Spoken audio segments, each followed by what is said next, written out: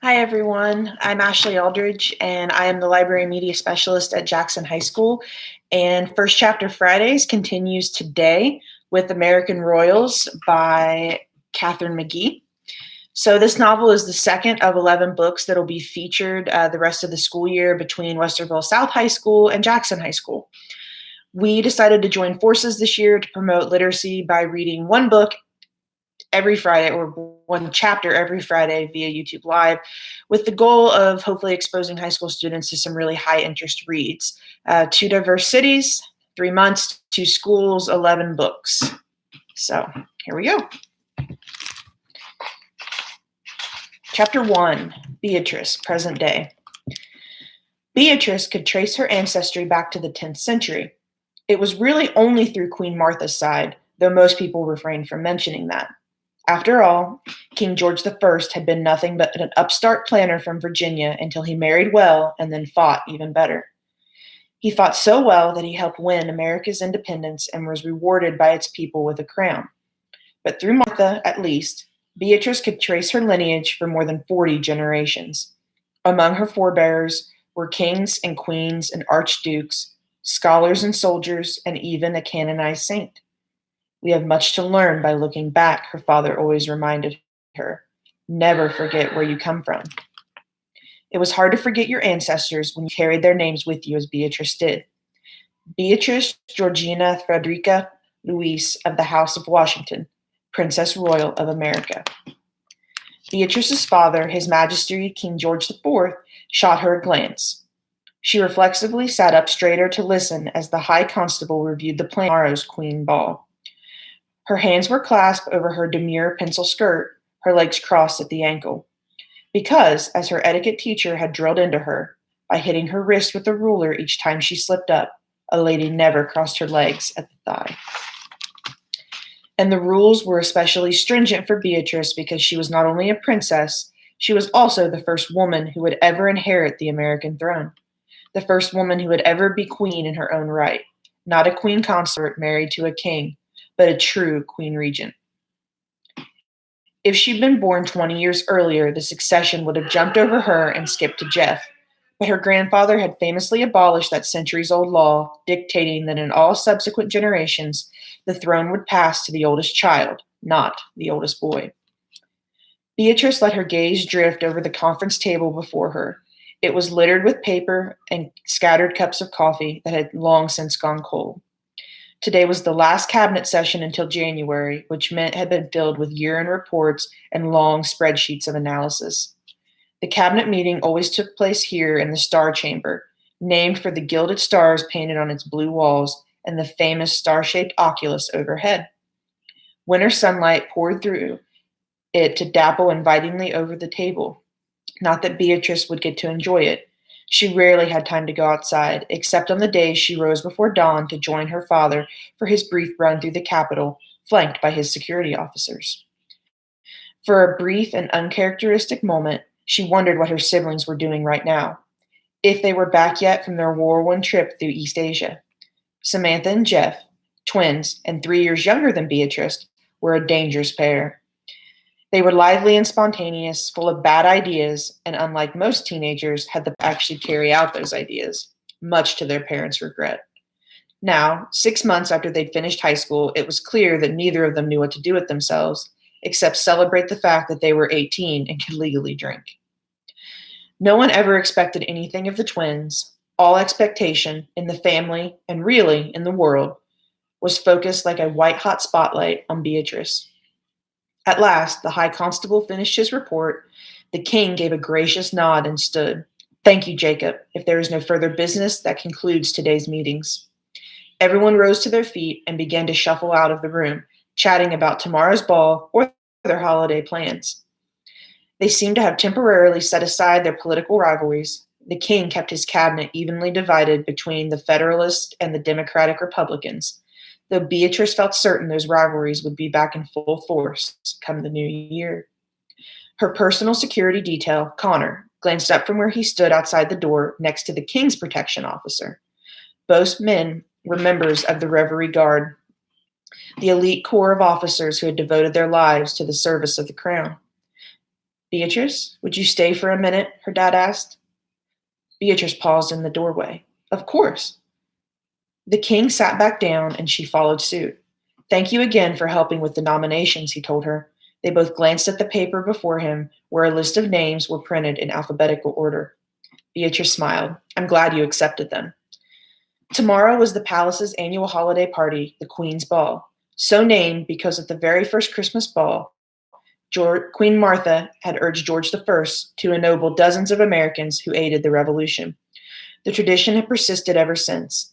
Each year at the ball, the king knighted Americans for their service to the country, thereby making them lords or ladies, and for the first time, he had let Beatrice suggest the candidates for knighthood.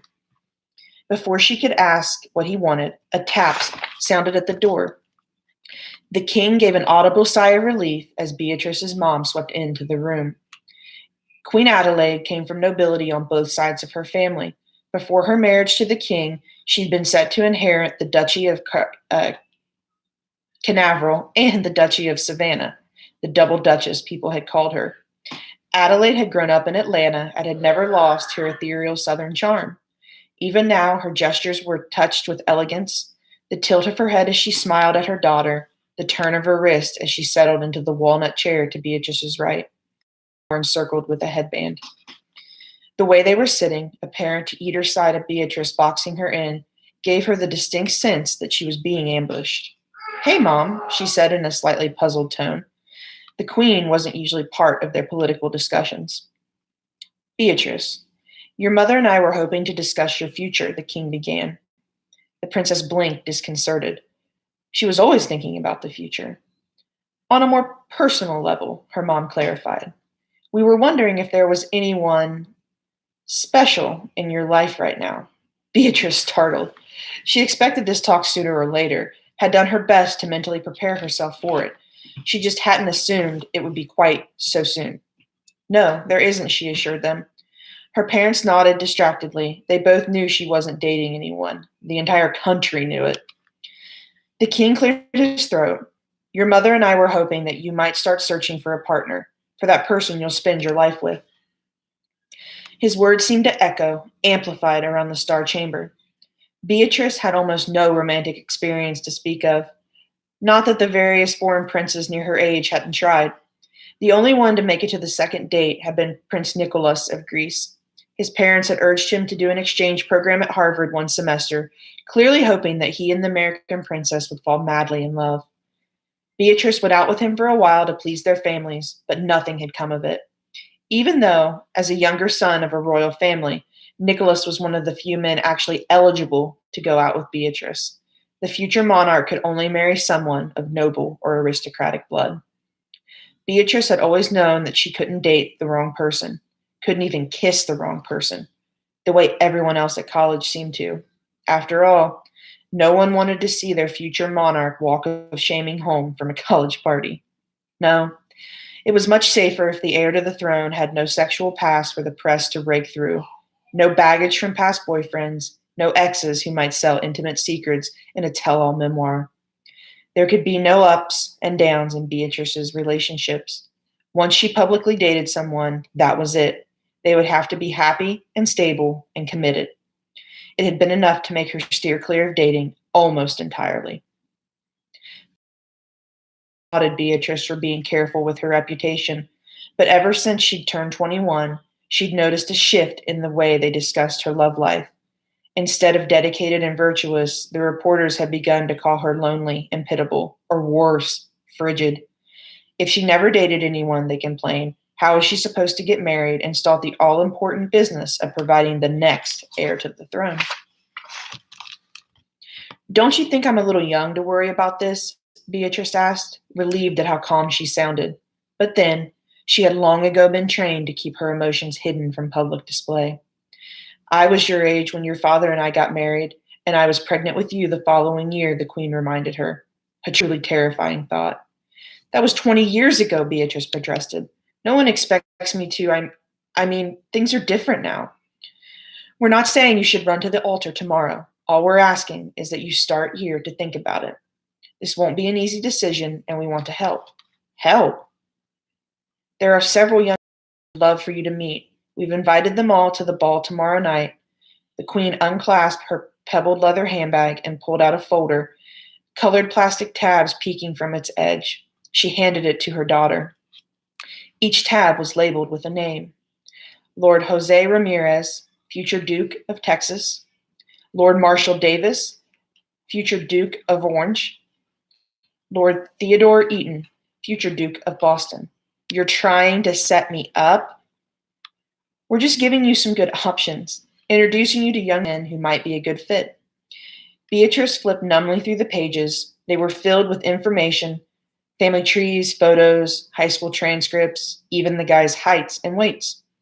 "Did you use your security clearance to get all this?" "What? No."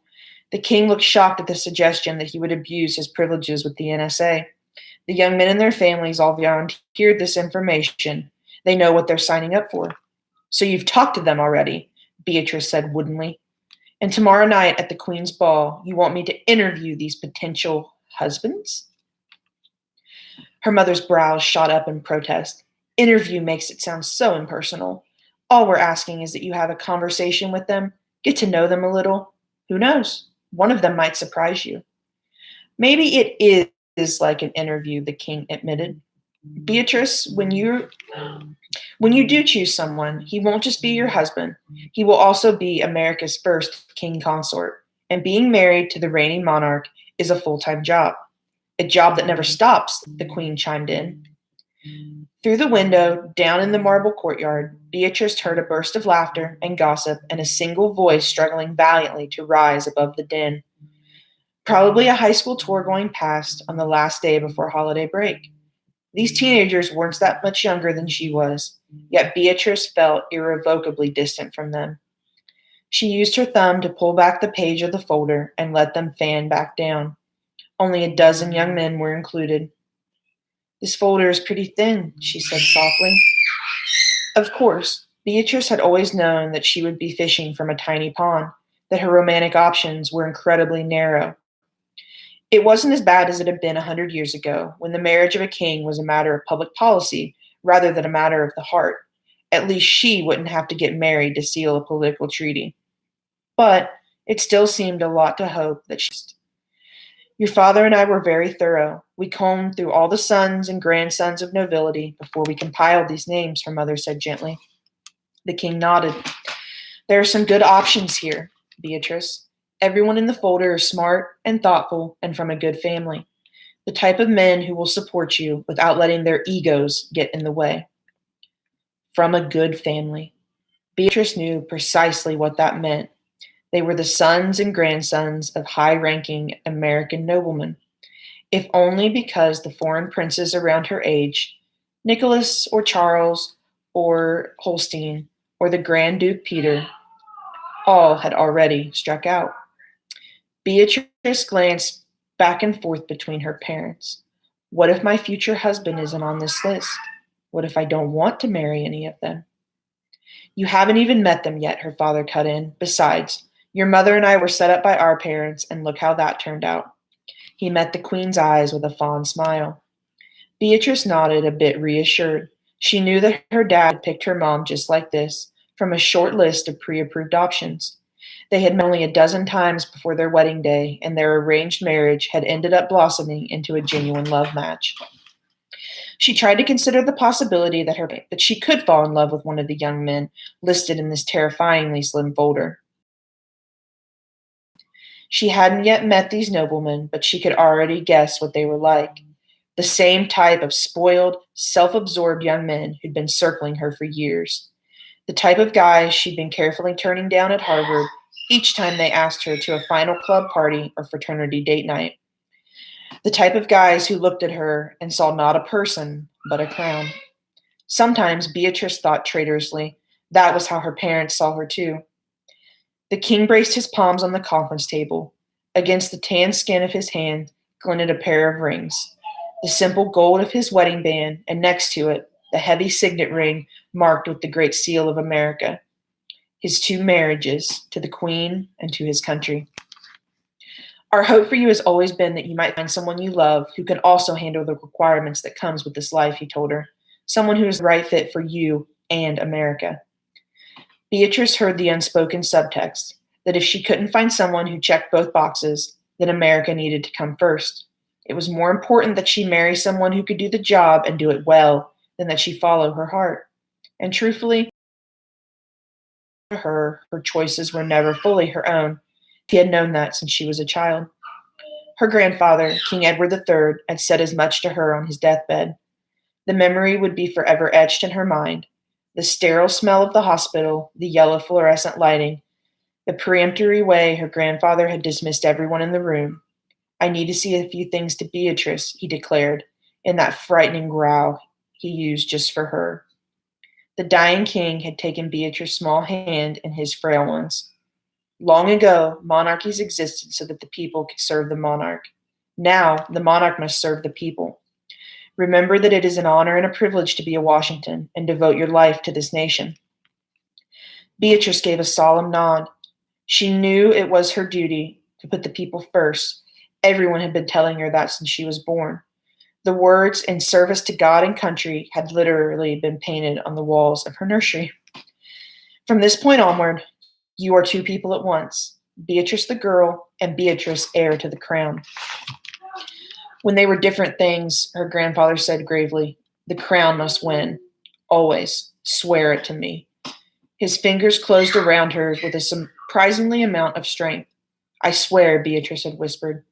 She didn't remember consciously choosing to say those words. It was as if some greater force, perhaps the spirit of America itself, had taken temporary hold of her and snatched them from her chest.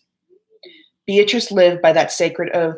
She had always known that this decision was looming in her future. But the suddenness of it all, the fact that her parents expected her to start picking a husband tomorrow, and from such an abbreviated list, made her breath catch. You know that this life isn't an easy one, the king said gently, that it often looks so different from the outside than it really is on the inside. Beatrice, it's crucial that you find the right partner to share it with, someone to help you through the challenges and share in the successes. Your mother and I are a team, and I couldn't have done it without her. Beatrice swallowed against a tightness in her throat. Well, if she needed to get married for the country's sake, she might as well try to pick one of her parents' choices. Should we look through the candidates before I meet them tomorrow, she said, and opened the folder to its first page. All right. If you like that, again, it's American Royals by Katherine McGee, and I will see you soon.